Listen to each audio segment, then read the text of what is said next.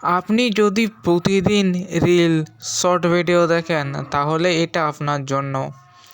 আধুনিক বিজ্ঞানের মধ্যে 30 সেকেন্ডের শর্ট বা রিল ভিডিও দেখলে মস্তিষ্কের অনেক ক্ষতি হয়। আপনি তো এই ভিডিওটাকে স্কিপ না করে থাকতেই পারবেন না।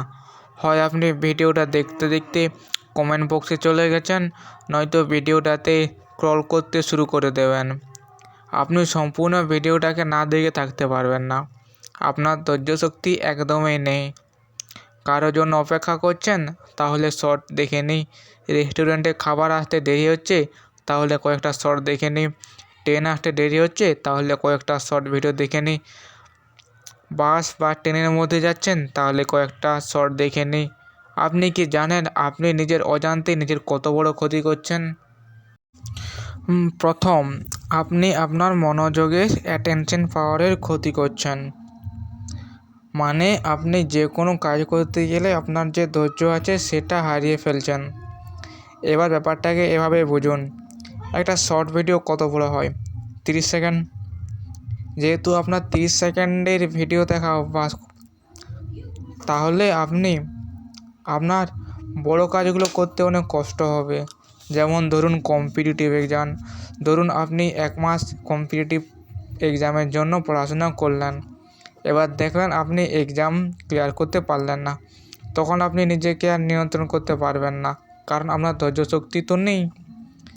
এবার একটা রিল শর্ট দেখলেন 30 সেকেন্ড। এবার আপনি জানেন না এর পরের রিল বা শর্ট ভিডিওটা কেমন আসবে। এটার জন্য আপনি অনেক উত্তেজিত হয়ে থাকবেন। এর পরের ভিডিও কী হতে পারে, মানে 30 সেকেন্ড পর পর আপনার মস্তিষ্ক অনেক উত্তেজিত হতে থাকবে।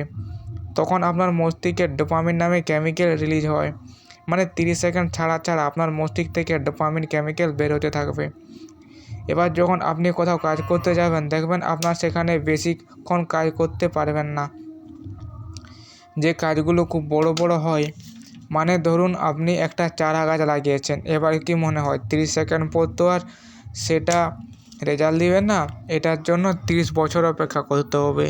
কিন্তু আপনার মস্তিষ্ক তো 30 সেকেন্ডের রেজাল্ট পাওয়ার আশায় বসে থাকবে, কারণ আপনার ডোপামিন কেমিক্যাল 30 সেকেন্ডে ছাড়া ছাড়া বের হয়। এবার আরেকটা কথা, আপনার কোনো গুরুত্বপূর্ণ কাজকে ভুলিয়ে দেবে। এক্সাম আছে, আরে ধুর শর্ট দেখে নিই। অ্যাসাইনমেন্ট আছে, তো কী হয়েছে শর্ট দেখে নিই।